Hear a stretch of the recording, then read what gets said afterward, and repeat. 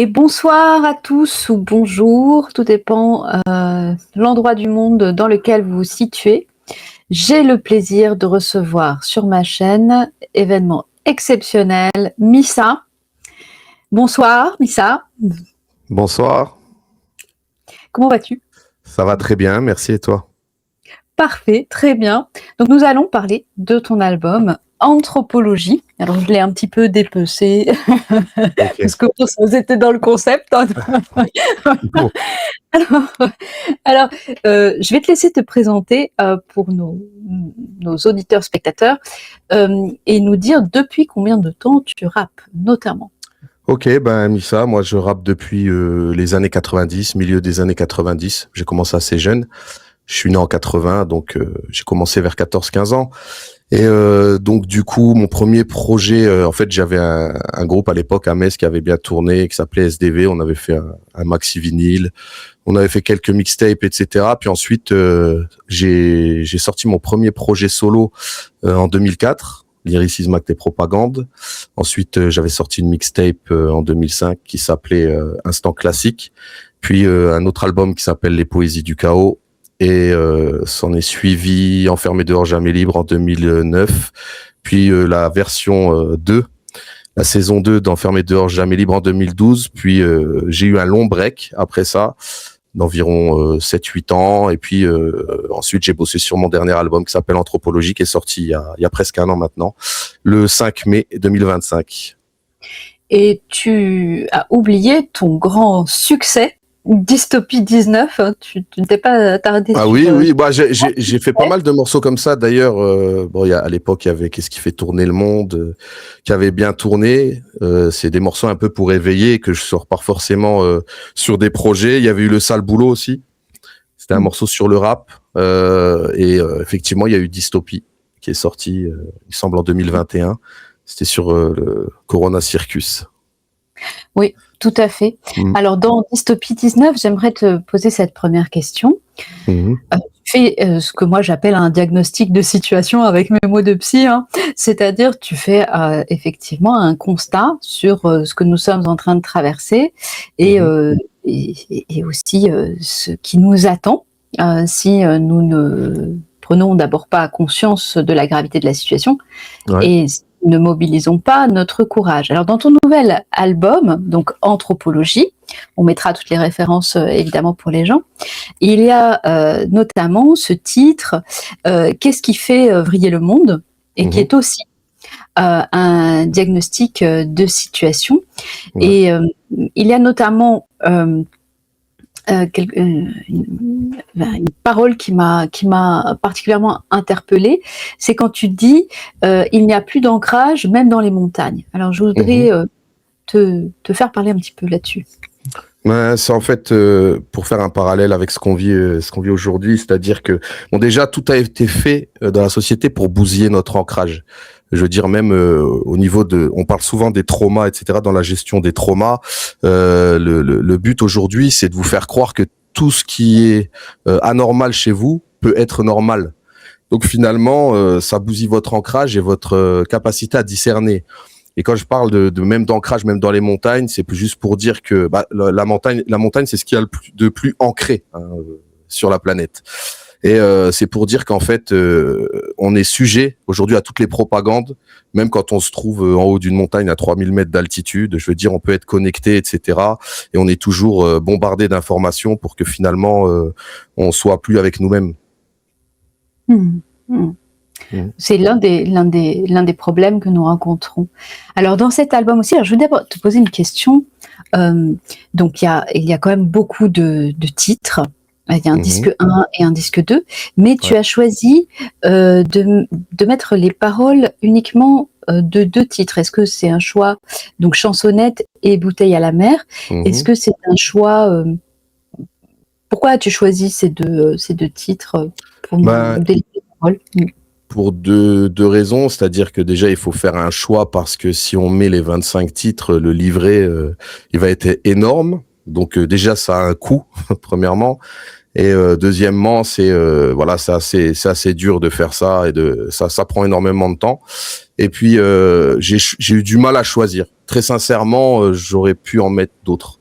Voilà, mais je me suis dit que chansonnette parce que pour moi c'était important justement de parler du rap parce que je parle de la musique en général hein, en réalité dans chansonnette, le fait qu'aujourd'hui ce soit le premier outil de propagande au niveau de la jeunesse. Donc c'était important, et Bouteille à la mer parce que c'est la situation d'urgence et le fait que voilà, c'est insoutenable de voir ce qui se passe voilà à Gaza quoi. Justement, un des thèmes récurrents, il me semble, dans ton œuvre, qui n'est pas forcément évident au premier regard, mais qui me semble être un fil conducteur, c'est ton intérêt porté à l'enfance. Et c'est un fil conducteur, je pense qu'on a en commun. Attends, excuse-moi Ariane, j'ai eu juste une petite coupure de son, mon intérêt, après j'ai pas entendu. Porté à l'enfance, à l'enfance et à son innocence. Et en tout cas, c'est quelque chose que j'entends en fil conducteur dans ton œuvre. Ouais. Et ce qui est effectivement, alors Bouteille à la mer, on ne peut pas passer des extraits de titres, hein, chers auditeurs, parce qu'on va avoir les algorithmes sur le dos, donc je vous invite. Des avertissements pour droit d'auteur. Alors, allez écouter ces titres évidemment sur la chaîne YouTube de Missa et à vous procurer bien sûr l'album.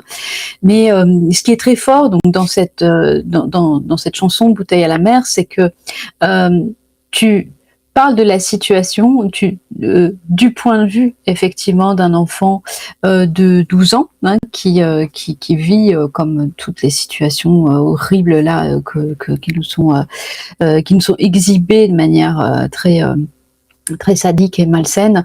Quelle est juste précisément, est-ce que ce n'est pas la force de la créativité artistique, de l'art, de pouvoir prendre ainsi des points de vue et comment dire, humaniser ou proposer une autre perspective que celle de la presse, du média, du discours, on va dire, idéologique ou théorique? Voilà, c'est un petit peu une question sur... En fait, oui, c'est un peu ma vision de l'art, c'est pouvoir, en fait, pour moi, l'art, en fait, c'est à travers un prisme, voilà, de l'auteur, on va pouvoir toucher, en fait, un sujet et faire en sorte que lorsque l'auteur s'exprime avec ses qualités, sa sensibilité, etc., cet auteur-là va pouvoir éventuellement aller toucher quelque chose dans l'âme, dans les cœurs, en fait. Voilà. En fait, c'est ma vision de l'art, et c'est d'ailleurs le problème aujourd'hui avec ce qui est considéré comme de l'art partout, c'est-à-dire que on peut prendre le rap, mais on peut prendre n'importe quel art. C'est que aujourd'hui, beaucoup de gens veulent absolument être artistes parce que il y a voilà l'attrait quelque part financier ou la lumière qui peut les attirer, mais ils n'ont pas tous cette capacité à pouvoir aller chercher. Chez nous c'est l'auditeur en particulier, quoi. Chercher l'auditeur avec notre sensibilité, notre filtre, notre prisme, et pouvoir faire ressortir quelque chose qui n'a pas forcément été ressenti ou qui a été vu. Donc voilà, et le but, par exemple, à travers Bouteille à la mer, comme à travers plein de morceaux, en réalité, c'est de pouvoir déjà faire ressentir ma sensibilité, voilà, et faire en sorte que les gens puissent se mettre à la place de ce garçon qui vit des moments très difficiles et qui, lui, n'a pas la parole, mais ce qui me permet, à travers l'art, de lui donner la parole et de pouvoir sensibiliser beaucoup de monde. Et ça me fait penser à une discussion que j'ai eue cette semaine avec une vieille mamie colombienne, et qui me dit, en fait, elle me dit, tu vois, Garcia Marquez, parce que nous, c'est Garcia Marquez, l'auteur qui est à côté très connu en Colombie. Elle me dit, Garcia Marquez, il a dit des choses dans ses romans qu'il ne pouvait pas dire ailleurs. Et elle parlait notamment des expropriations de terres. Et que la fonction de l'art, c'était aussi ça. Qu'est-ce que tu en penses?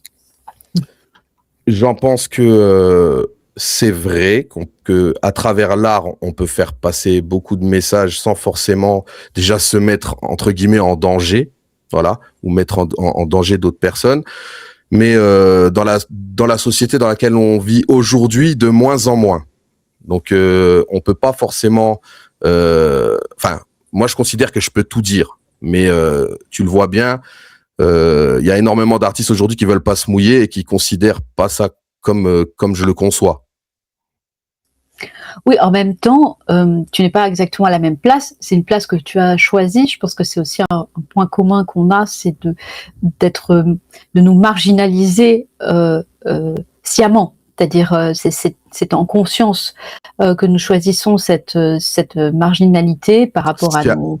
Sciemment, voilà. Mais par personne interposée. C'est-à-dire que on n'est pas contre avoir plus d'exposition, mais le fait que on prenne voilà les patins de certains sujets, etc., fait que effectivement on va être complètement on va passer à la trappe. On le sait très bien déjà, mais bon, on n'a pas le choix. Il faut le faire. Il faut bien que quelqu'un le fasse. Et puis je pense que ça c'est quelque chose qu'on a en nous. On ne peut pas y déroger. Et quand on y déroge, on est obligé à un moment d'y revenir parce que on voit bien que ça nous correspond pas. Oui. Et dans ce titre, tu dis c'est plus facile de se dire que les coupables c'est les autres.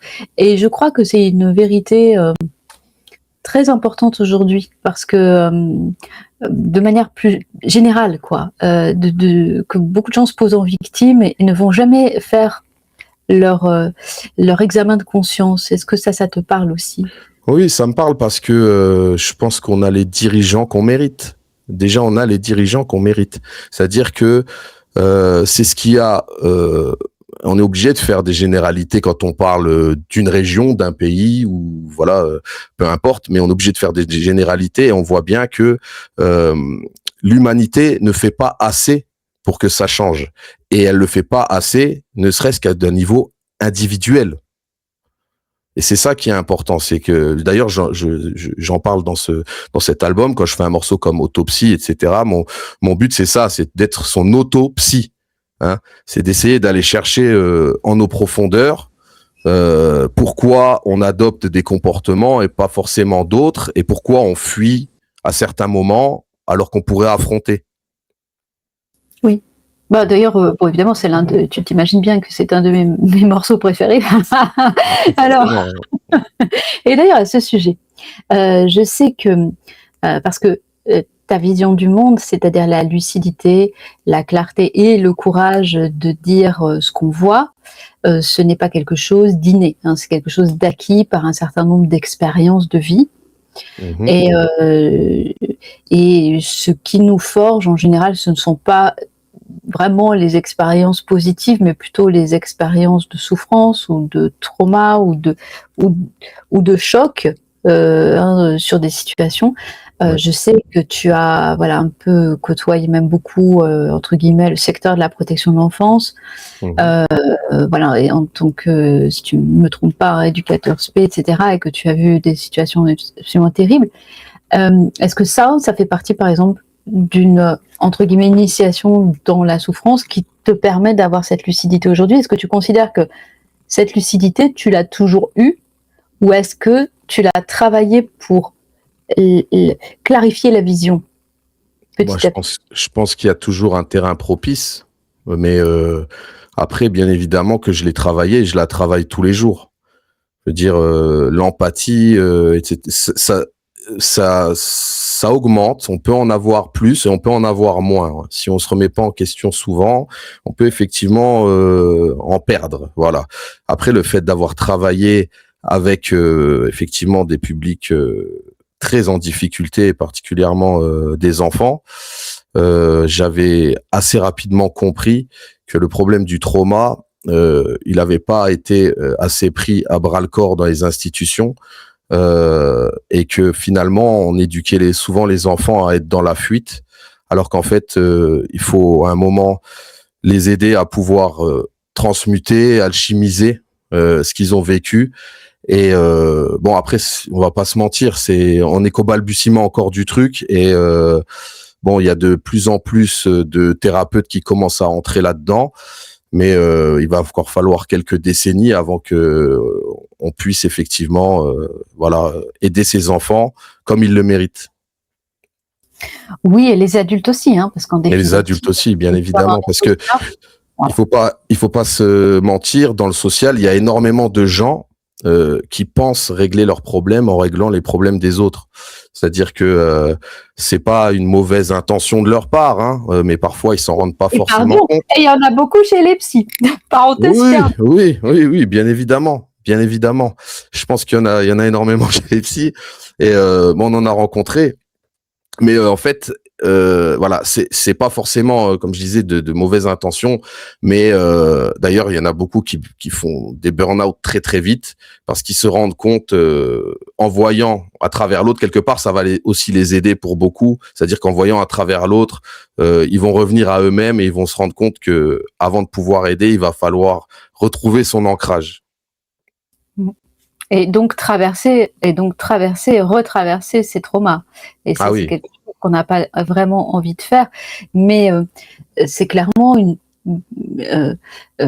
action à laquelle tu invites les gens, hein, dans tes titres, en disant il faut regarder à l'intérieur de soi, parce que effectivement, quand on voit l'état de l'humanité aujourd'hui, on se dit bien que le boulot, il n'est pas fait. Mais quand on parle de trauma, voilà, nous sommes dans une société effectivement qui est entre guillemets polytraumatisée, mais je veux dire, ce n'est pas forcément des énormes traumas parfois. Je veux dire, il y a énormément de gens qui ont vécu des blessures, effectivement. Tout le monde a vécu des blessures d'enfance, absolument tout le monde. Et il y a souvent des choses qui sont pas transmutées chez les gens, qui les font agir d'une certaine manière et qui font en fait que en fait, le fait qu'ils ne fassent pas le travail sur eux leur donne pas forcément envie de faire le travail non plus en société, quoi. Absolument. Alors, il y a un autre thème que je repère souvent, c'est la relation à la vérité, très important dans tes textes, au courage et au rejet de la corruption. Alors, on a par exemple le titre « Les derniers seront les premiers » que j'aime beaucoup, et où tu dis à un moment donné, l'humanité peut perdre son âme pour rien sans qu'il n'ait aucune pression. C'est cet humain qui peut perdre son âme pour rien sans qu'il n'ait aucune pression. Est-ce que tu as vu des situations comme ça? Est-ce que tu penses à des situations particulières? Ben, Plus l'attrait de la corruption. Ouais. oui, c'est ça. C'est tout ce qui tourne autour de la corruption. Et la corruption, ça se passe pas forcément dans un bureau. La vie, en fait, elle est corruptive. La vie, elle vous amène beaucoup à faire beaucoup de choix. Et effectivement, si on choisit toujours le choix financier, c'est pas forcément la bonne route qu'on va prendre. Ça, c'est sûr. Donc, et il n'y a pas forcément de pression derrière tout ça. C'est juste l'attrait de l'âme. L'attrait de l'âme, ouais. Mais cet attrait de l'âme, il y a un attrait, mais il y a aussi une rencontre. C'est-à-dire, je pense, alors tu mets, il me semble, un certain temps en privilégiant la qualité, hein, pour créer tes albums, pour bien revenir minutieusement sur chaque... comment tu qualifierais ce processus pour toi? Parce que moi, je le qualifierais de contemplatif, mais je ne sais pas quel est le mot. Voilà, processus de création de l'album, par exemple. Voilà. Ouais, contemplatif, ouais, c'est sûr. Après, il faut que je vive des choses, moi, pour pouvoir écrire. Et je suis pas quelqu'un qui aime me répéter. Donc, je considère que quand j'ai posé une œuvre, elle est là pour toujours, et je suis pas dans la mode. Donc, je me dis que ces choses-là, elles vont rester. Et pour pouvoir faire un disque comme ça, j'ai fait beaucoup plus de morceaux en réalité. Mais après, il faut le rendre cohérent et il faut aussi s'y tenir sur le projet anthropologie. D'accord? Donc, il y avait un thème. C'était très important de rester là-dessus. Et donc, voilà pourquoi j'ai mis du temps. C'est-à-dire que c'est pas forcément le processus créatif en soi, c'est l'histoire de ma vie. Voilà, il faut que je vive des choses, que je rencontre des gens, etc., que j'évolue moi aussi pour pouvoir donner quelque chose de nouveau et faire en sorte que cette œuvre-là, elle puisse aider d'autres personnes. Oui, c'est un art incarné. D'ailleurs, comme moi, tu te fais beaucoup piller.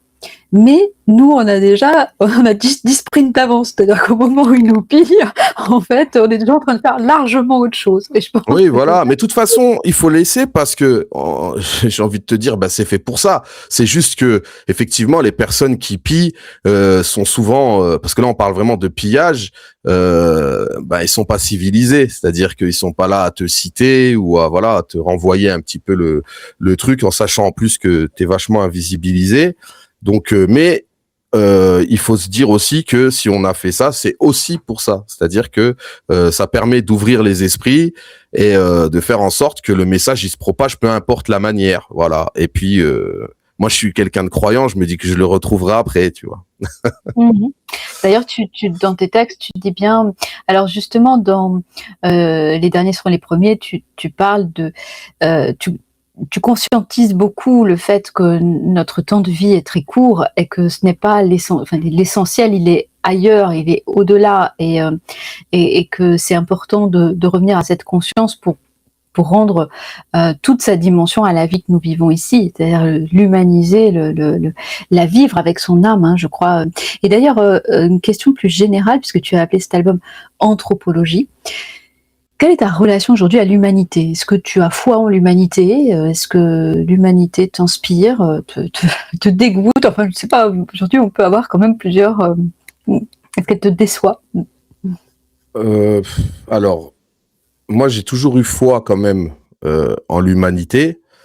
Par contre, je me dis pas que ça va changer du jour au lendemain. Ça, c'est sûr, d'accord. Mais si tu veux, j'ai commencé à parler de tout ça il y a bien longtemps. Il y a 20 ans en arrière, j'étais un fou. C'est cette même humanité, voilà, qui disait, enfin, les gens autour de moi, même très proches, il y en avait qui disaient, il abuse, il est fou, il va trop loin, etc. Maintenant, je vois comment ça a changé. Alors, effectivement, les gens, ils s'excusent pas. Hein. Je vais pas te le cacher. Voilà, tu peux attendre des excuses, t'en auras pas. Mais les choses ont quand même évolué. Par contre, là, il s'agit pas d'intellectualiser le truc. C'est spirituel. Voilà. Si tant que les gens n'auront pas compris qu'on est dans une guerre spirituelle, effectivement, ça va être très compliqué pour eux d'avancer parce que l'information, on l'a. Ça y est, c'est bon, on l'a. On est dans cette ère de post-vérité. Tu comprends? Il s'agit plus de faire des posts sur, je sais pas, je te dis les Illuminati, machin. C'est fini ça. Je veux dire, tout le monde sait tout ça. On va parler. Des fois, je parle avec des gamins de 15 ans, ils sont déjà au courant de tout ça. Mais le truc, c'est déjà comment dépolariser, parce que là on est dans un monde qui polarise, hein, d'accord, on est toujours divisés les uns avec les autres, donc comment ne plus s'arrêter sur ces polarisations et comment ne plus rentrer dans ce genre de manipulation, mais surtout si on veut retrouver l'ancrage dont on parlait, on est dans des questions spirituelles et se poser réellement de la question de pourquoi on est là et quel est notre but ici-bas.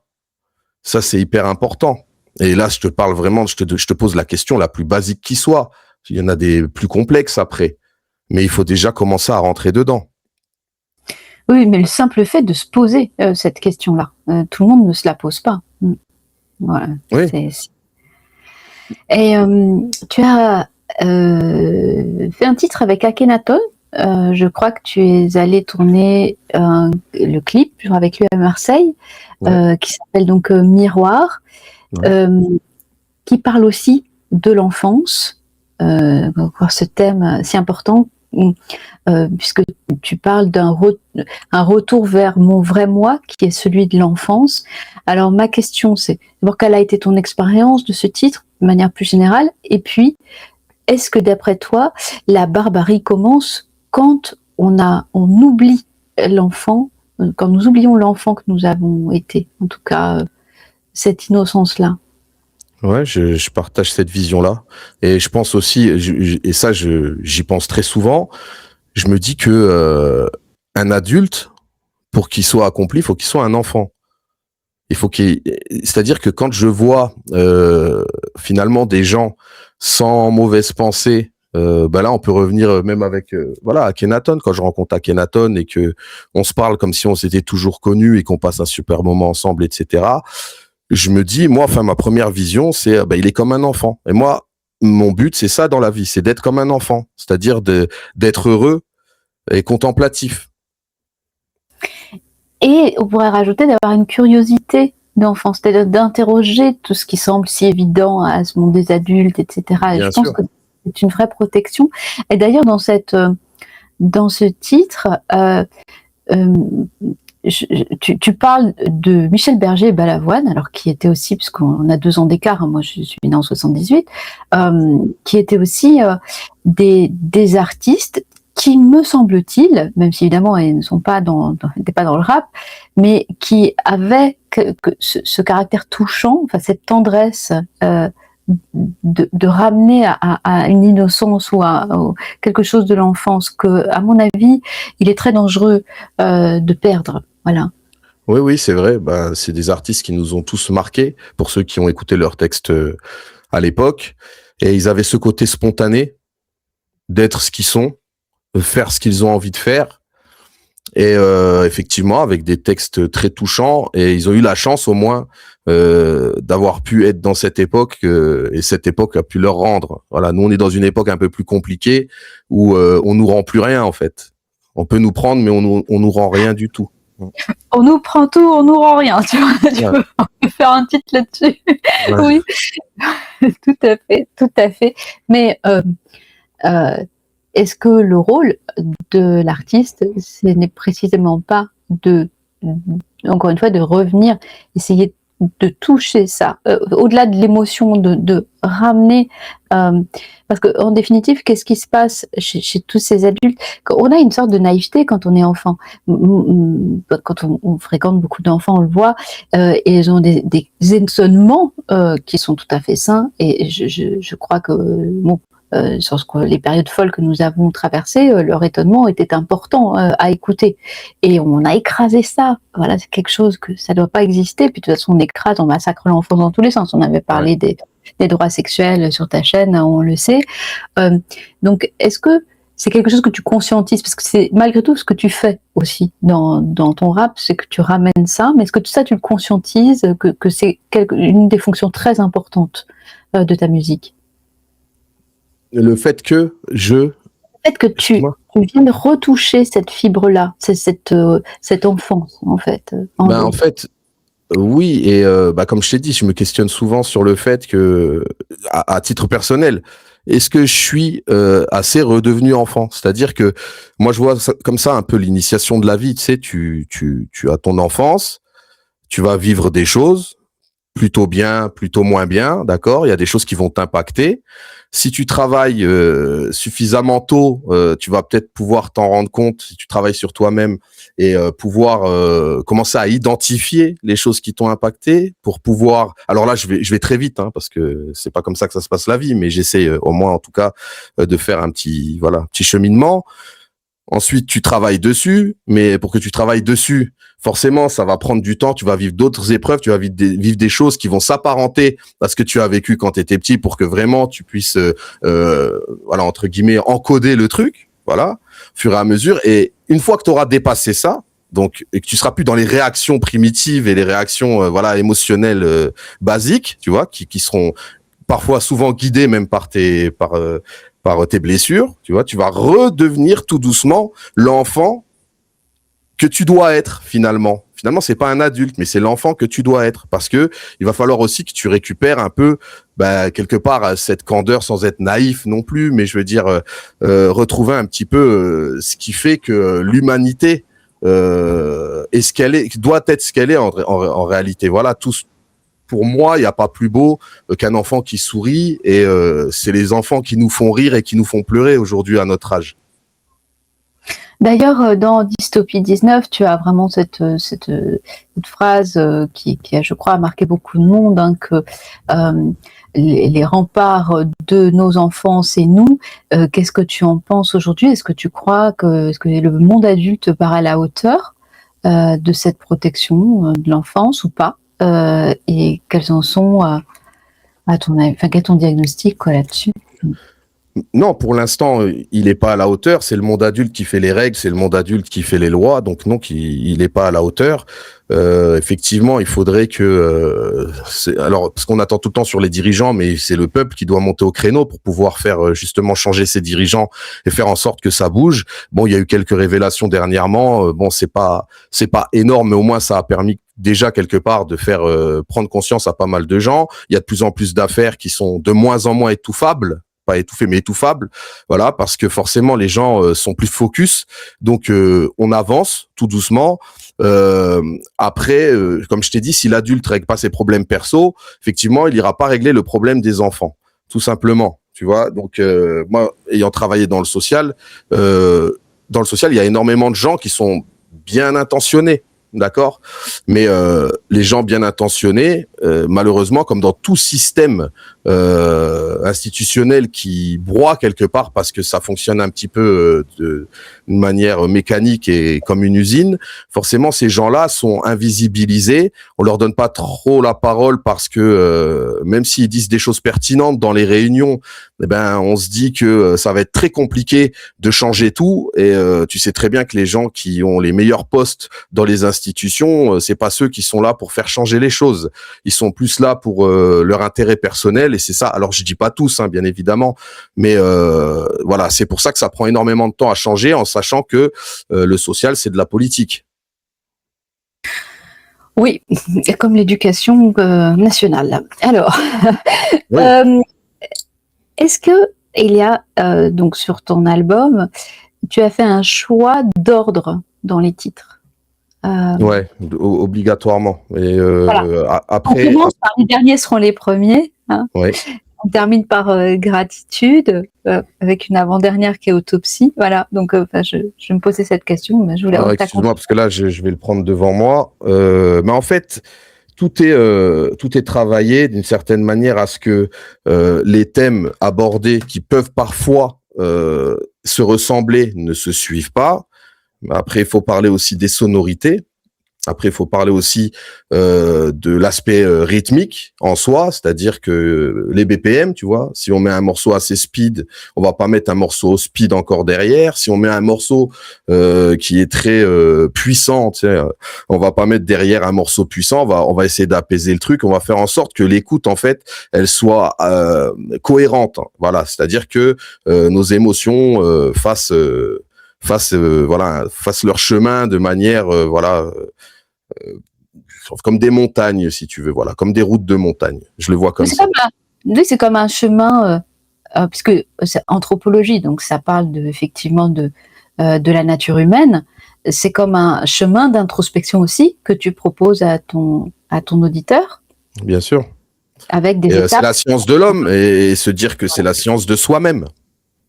Voilà. Tu vois, voilà, parce que on a tendance à voir la science de l'homme un peu comme une chose assez abstraite où on va analyser des comportements de groupe, tu vois. Mais moi, mon but, c'était justement d'aller vers le comportement intérieur, quoi.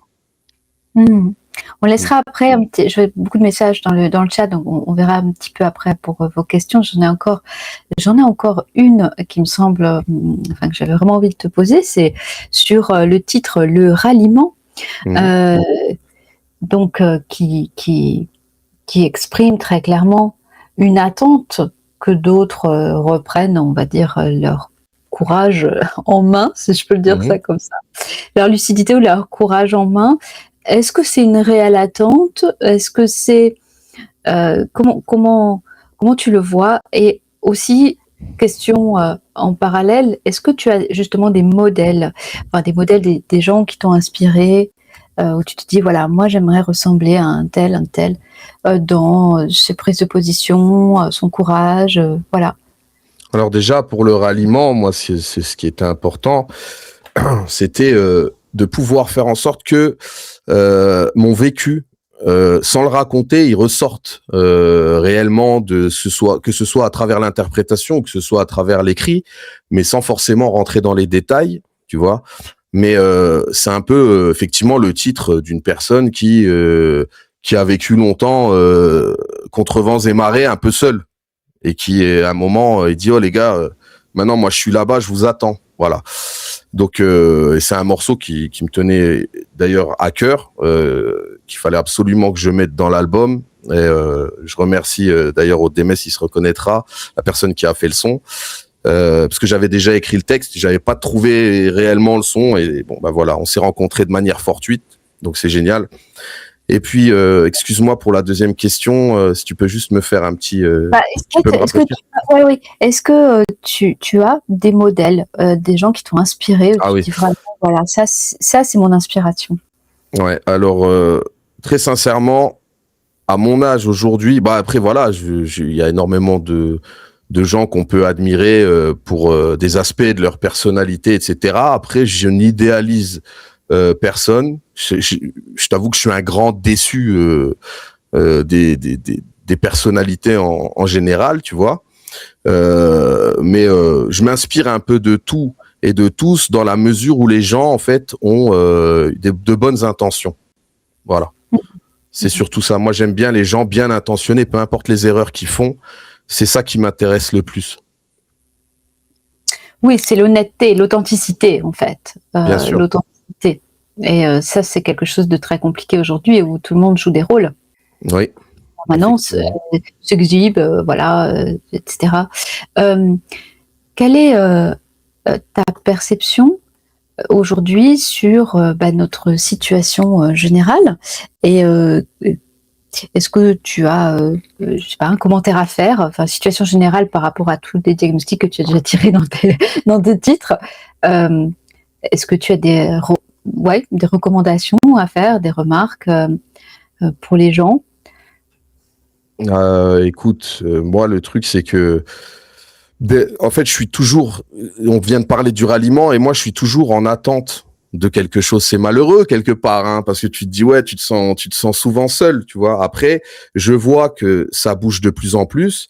Par contre, ce que je remarque, alors si je peux donner un conseil aux gens, c'est de commencer à s'organiser d'une manière plus physique, parce que la dernière fois que les Français, par exemple, sont sortis dans la rue, et alors pour le coup, moi qui suis jamais sorti dans la rue avant cette période, c'était les Gilets jaunes. Moi, je savais qu'il n'y avait pas que du bon dans le mouvement, mais je me suis dit, il y a des bonnes intentions. Donc, et puis, c'était un mouvement qui pouvait rallier beaucoup de monde. Suite à ça, il y a eu le Covid, il y a eu les confinements, et le confinement a appris aux gens à se révolter sur Internet. Et là, clairement, depuis le confinement, ils font absolument ce qu'ils veulent. Il y a absolument tout qui passe. D'accord? Peu importe des 49.3, des trucs en veux-tu, en voilà. Si les gens n'ont pas compris qu'à un moment, il faut passer à une autre étape, je dis pas que, parce que je parle bien de la révolution intérieure avant, hein, il faut bien qu'il y ait une révolution spirituelle et interne, voilà, des gens. Hein, mais une fois qu'on a travaillé sur nous-mêmes, on peut être en capacité de pouvoir se rencontrer et monter certaines choses et faire en sorte que on puisse se faire entendre voilà, physiquement, et non plus que de manière virtuelle, parce que là en fait, ils s'en foutent complètement de toutes les informations qui circulent aujourd'hui, même pour Epstein, pour tout ce qu'on voit là aujourd'hui, parce qu'ils se disent, ben les gens, en fait, on leur donne un os à ronger, ils sont là, et puis c'est un défouloir, c'est devenu un défouloir. Il y a beaucoup de gens qui disent, mais on comprend plus les algorithmes. TikTok, pourtant, ça a été racheté par les Israéliens, mais en même temps, on voit énormément de choses. Mais oui, parce qu'ils s'en foutent, en fait. Vous n'avez pas encore compris qu'ils s'en fichent complètement. Bah, au contraire, hein, plus on va traumatiser les gens et les mettre sur les écrans, mieux c'est, puisque ça désincarne. Et pendant ce temps-là, le pouvoir incarné, lui, avance. Ouais. Il avance bien. Et il va falloir à un moment que, voilà, on passe peut-être à autre chose. Donc voilà, et le plus important, comme je vous ai dit, c'est travailler sur vous-même. Moi, c'est ce que je pense réellement, voilà, parce que je pense que ça, c'est l'histoire de toute une vie. On s'arrêtera jamais de travailler sur nous-mêmes, mais surtout, après ça, commencer justement entre gens bien intentionnés, de pouvoir réfléchir à ce qu'on pourrait faire. C'est déjà une première chose. Mais si c'est pour s'envoyer des vidéos de TikTok et Instagram, ça n'a plus de sens, je dis clairement. Oui, et puis dans le travail sur soi, c'est surtout un travail sur son désir de prendre le pouvoir sur autrui, parce qu'en fait, là, chaque fois, c'est ce qu'on voit, hein, on voit ça dans partout, en fait, partout, et donc à mon avis, c'est lié évidemment aussi à des traumas d'impuissance, etc. Mais c'est le problème numéro un. Et donc dès que la perspective va être de prendre du pouvoir sur quelqu'un, il y a toujours beaucoup de candidats. Voilà. Oui, bien sûr. Ouais, je suis d'accord avec toi, Ariane. Mais voilà, pour parler de ça, c'est juste dire que n'oubliez pas, on est dans la post-vérité. La vérité, vous l'avez. Vous l'avez, vous savez. Maintenant, qu'est-ce que vous faites? Concrètement, qu'est-ce que vous faites? Qu'est-ce qu'on fait?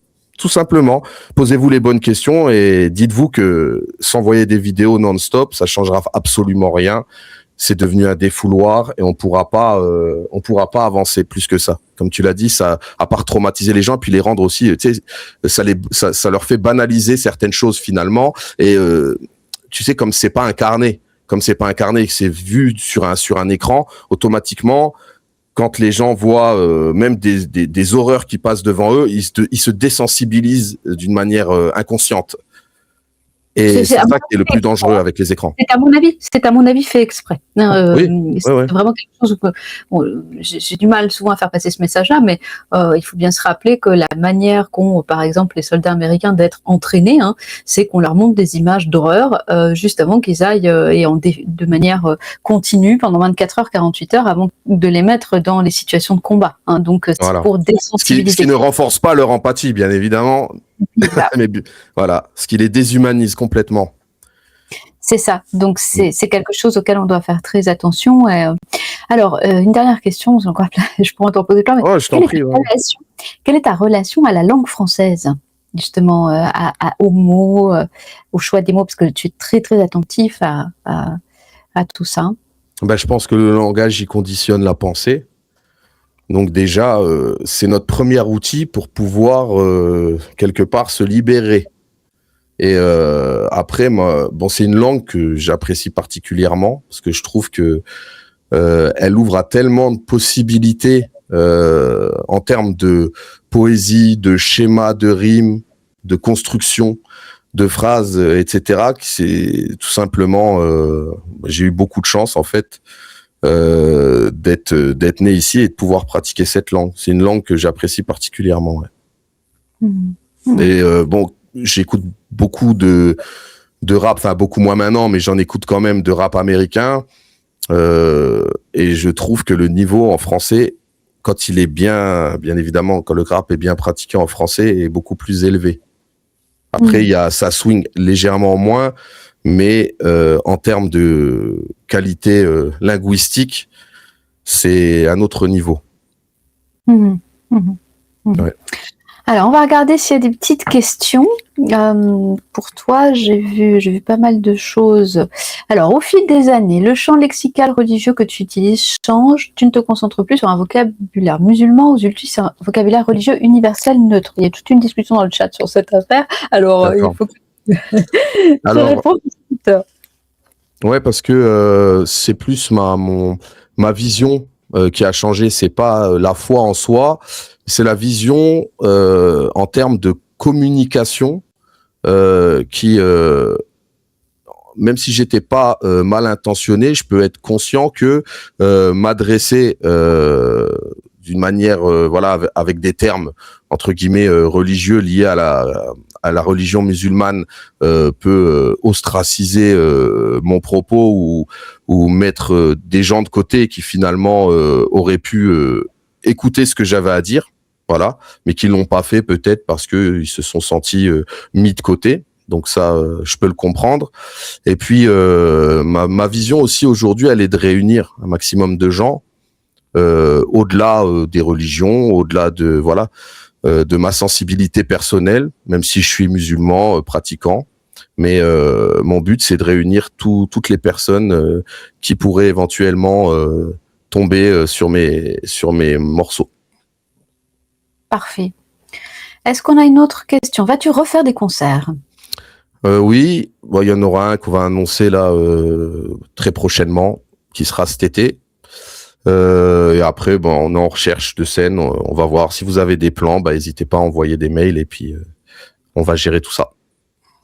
D'ailleurs, comment est-ce qu'on peut te soutenir? Te soutenir, c'est soutenir ton indépendance dans la créativité, hein. Et ça, c'est quand même très important pour un artiste, hein. Si vous appréciez son travail, pour un artiste-auteur, il faut soutenir, hein. Aujourd'hui, Missa n'a pas de subvention, hein. Ah non, absolument pas. Tout ce que je sors, c'est fait avec mes propres deniers. Voilà, c'est pour ça les gens ils se demandent ouais, mais pourquoi voilà, là on n'a pas encore le vinyle. Ouais, le vinyle, vous allez l'avoir.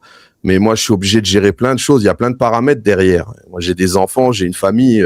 Faut que je gère d'abord des priorités. Après, je gère ça. Ce qui veut pas dire que je fais pas d'autres choses en même temps aussi, au niveau musical. Enfin voilà, j'enregistre aussi, j'écris, etc. Il y a d'autres choses qui viennent après.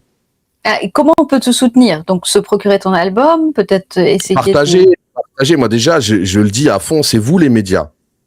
C'est vous les médias.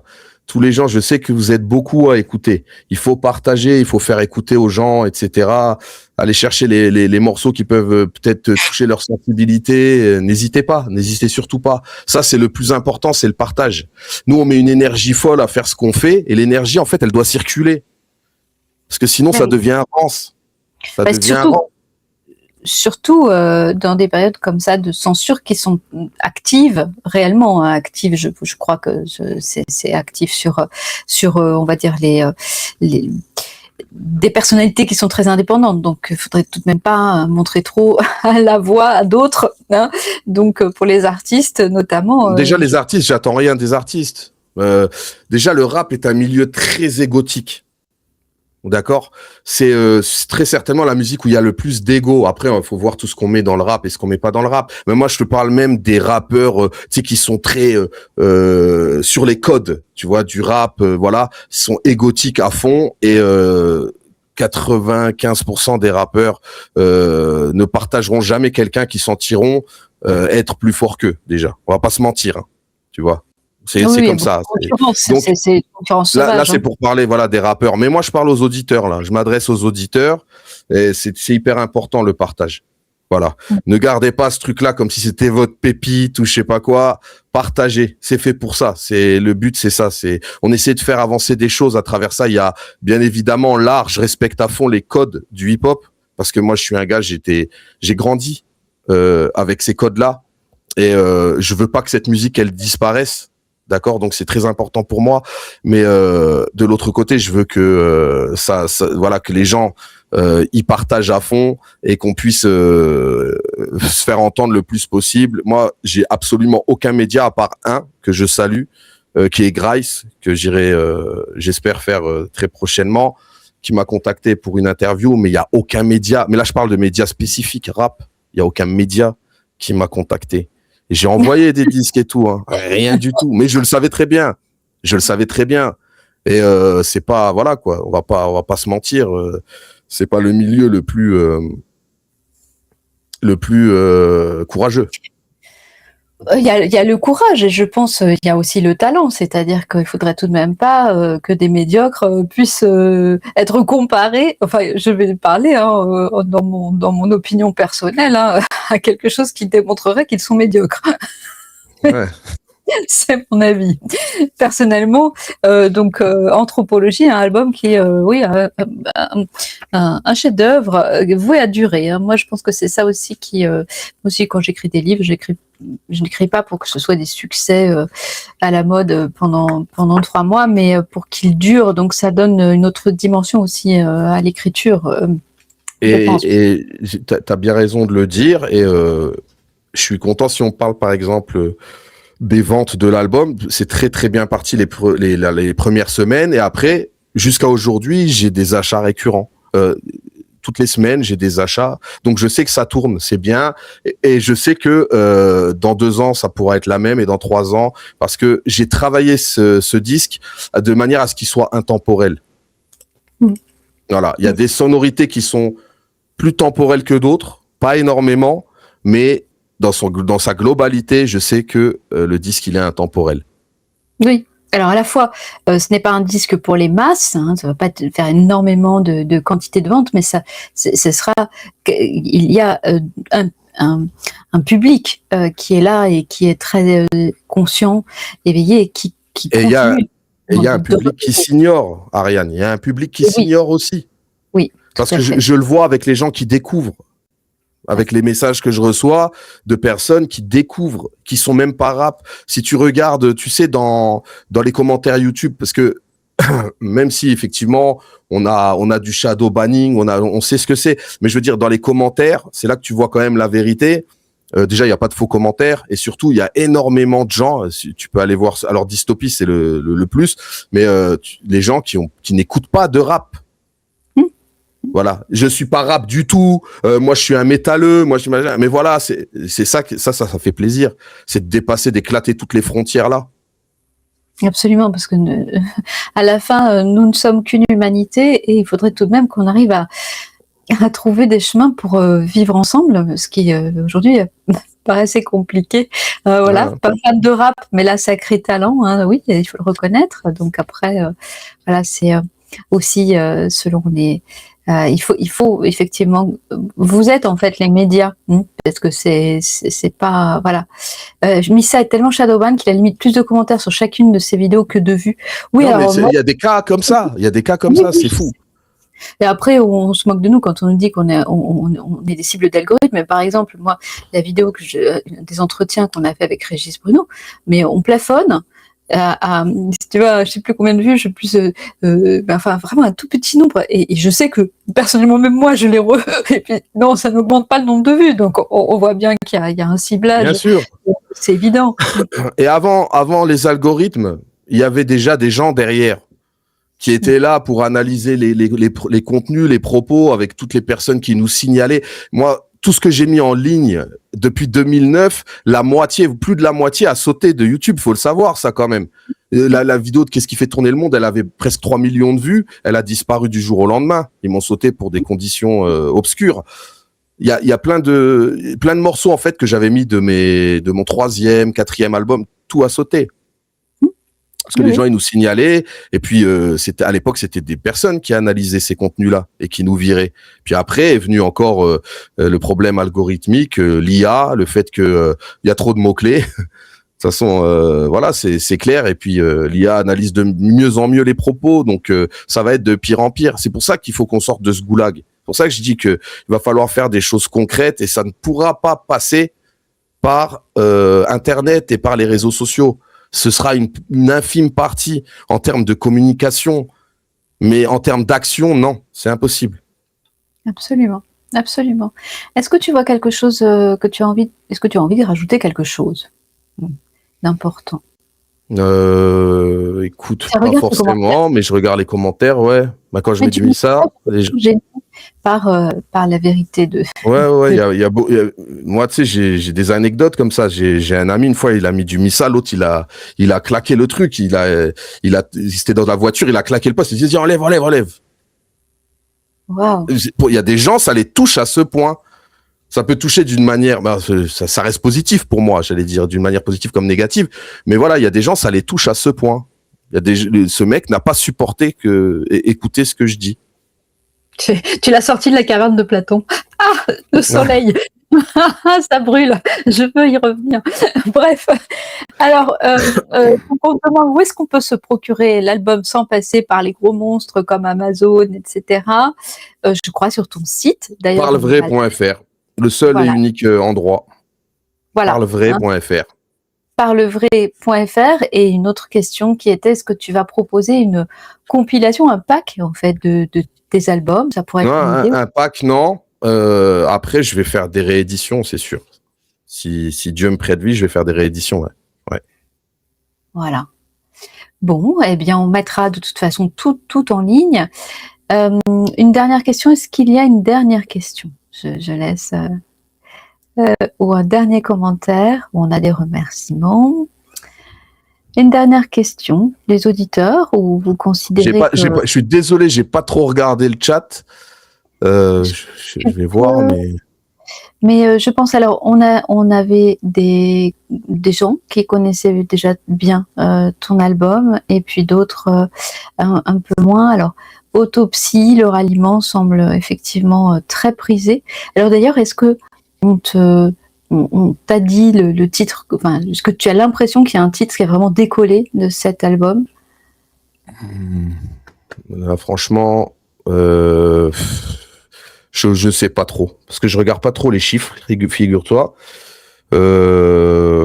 Mais bon, moi, comme je les aime tous, je sais pas trop, je peux pas te dire. Très sincèrement, j'ai pas regardé les chiffres. Bah, on regarde plus d'ailleurs les chiffres parce que, bah, tu connais, hein, YouTube, tout ça, on fait plus trop attention.